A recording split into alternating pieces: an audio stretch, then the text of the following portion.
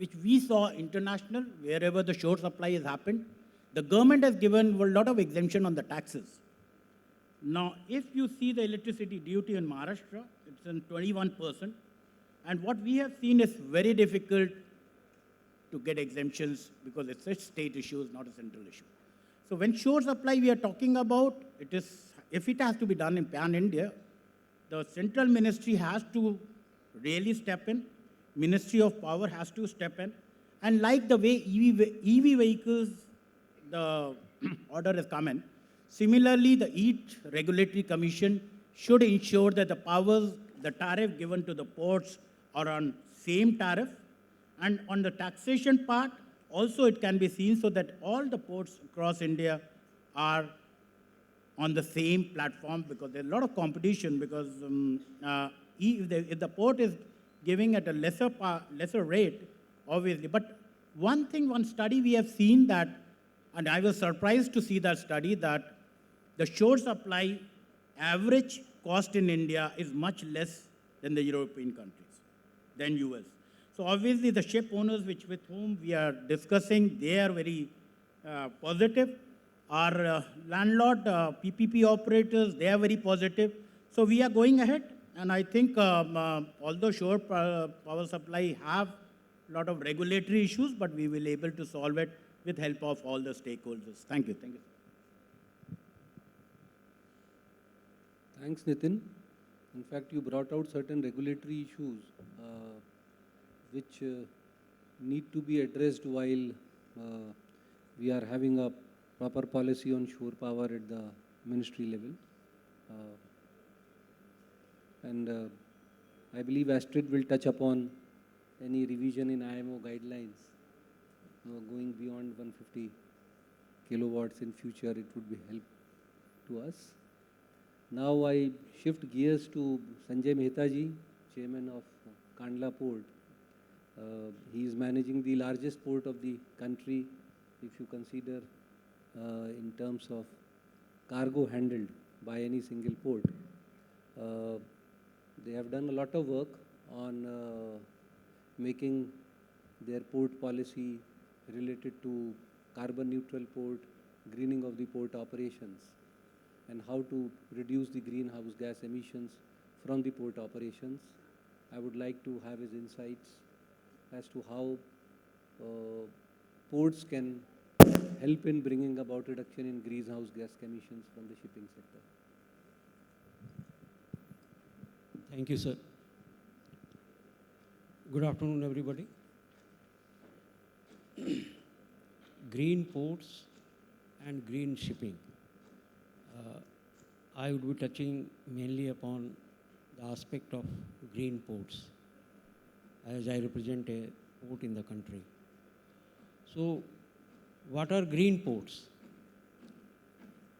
To my mind, a green port is a port that invests and encourages in environment-friendly and sustainable operations in all formats of the ports and maritime industry.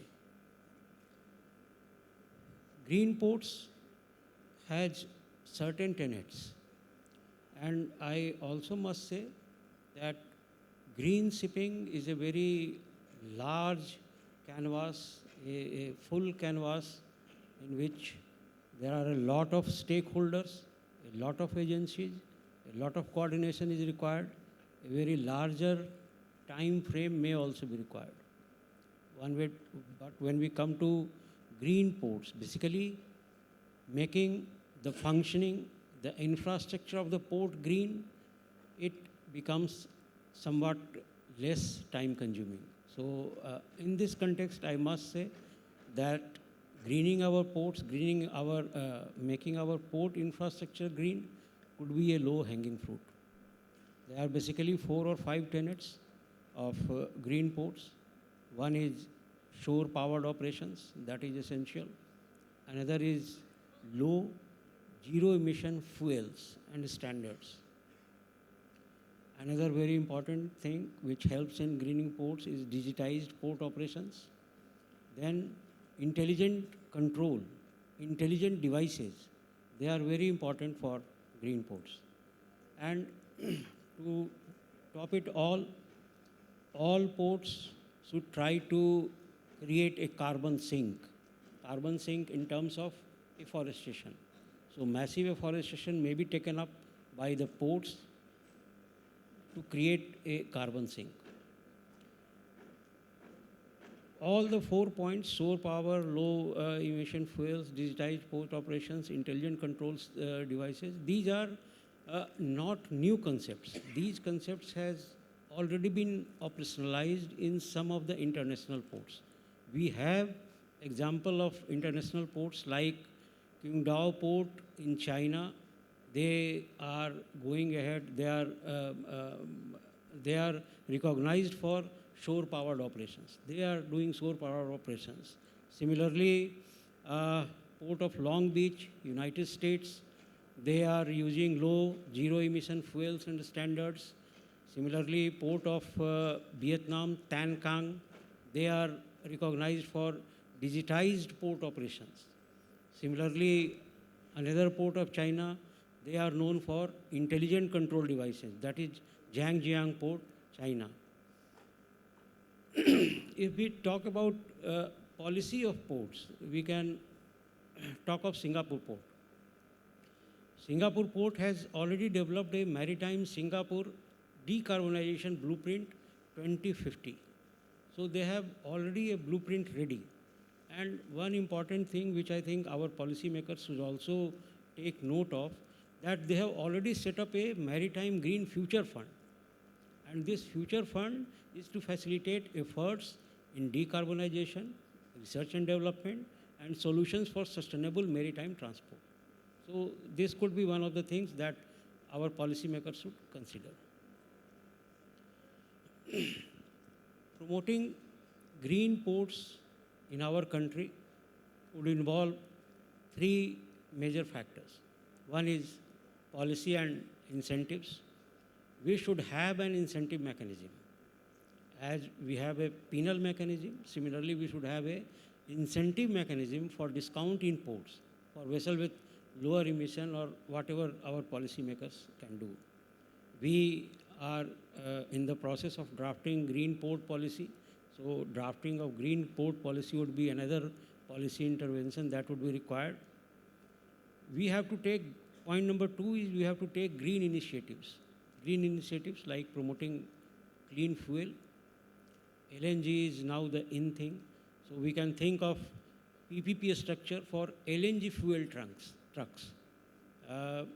During one of the meetings, I have proposed JNPT to take up a pilot project for PPP structure for LNG fuel trucks. That can be done at JNPT.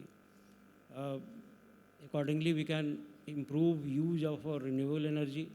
We can reduce marine pollution, recycling and use of organic matters. That would be very important. Then the third aspect to promote green ports would be monitoring.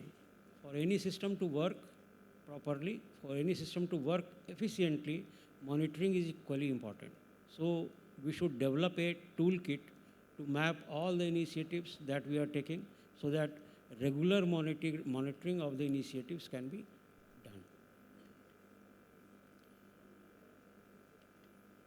done. One thing that is not exactly as per this thing, I would like to talk about developing hydrogen hubs, key ports as hydrogen hubs in our country. Rotterdam is a port which has become an international hub for hydrogen production, import, application and transport to different countries. So we are already having an example in Rotterdam which is working as an international hub for hydrogen production. We can follow suit. Our country can follow suit. We have some ports also. If pilot projects can be run at Kochi port in the west and Vizag port in the east, as well as the island cities of Andaman, Nicobar and Lakshadweep, we can become a hydrogen hub. Our country can become a hydrogen hub also.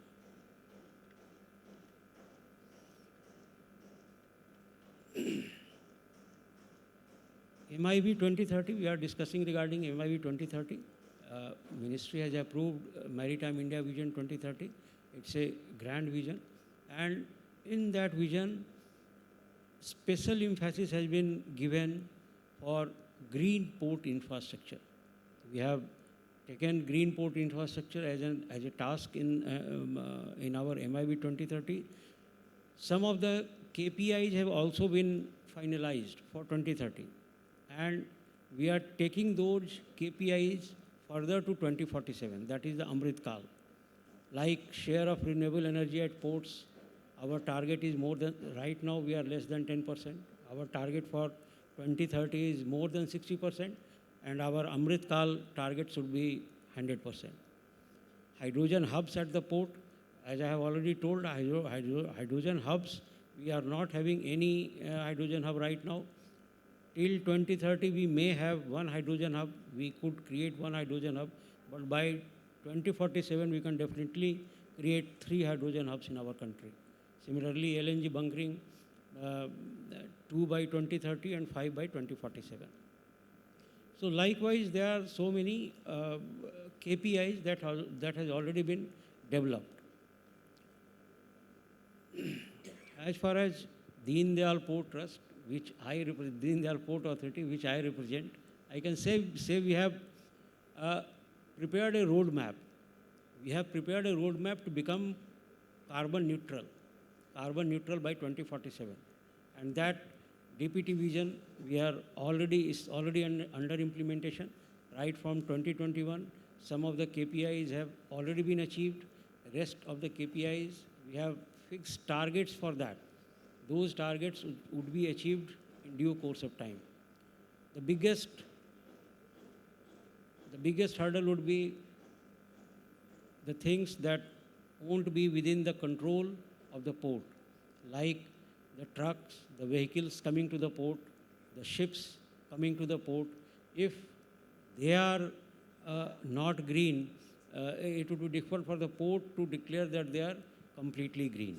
So, as far as I have already told, as far as port infrastructure is concerned, as far as the infrastructure which is under the control of the port, we can go for greening of those infrastructure projects efficiently and in a time-bound manner also, because that is under our control. So hopefully the roadmap which we have created for Deendayal Port Authority, that roadmap is also may also be adopted by the ministry, to be implemented by all the major ports as well as the minor ports also, the ports controlled by state governments. That is our vision. Thank you very much. Thank you, sir. Thank you, Mr. Mehta. You touched upon your vision of carbon neutral port by 2047 and various associated activities. And one important point that you mentioned was creation of a carbon sink. In fact, we are short of time right now, so there are certain questions to be posed to class societies, which I will post after all our speakers have spoken. Now we switch gears to Mr. Unmesh Abhyankar. He is CEO of Adani Dredging, and we want his insights on port efficiencies and digitalization, because we all know that CII ratings are very stringent on the shipping industry, and efficient port operations can help achieve the CII ratings. Besides, if he can also, being CEO of Dredging, Adani Dredging, he can throw certain light on the worldwide dredging operations, how they are getting decarbonized.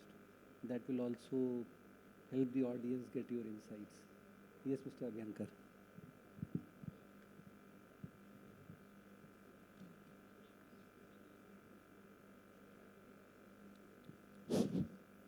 Good afternoon, everybody.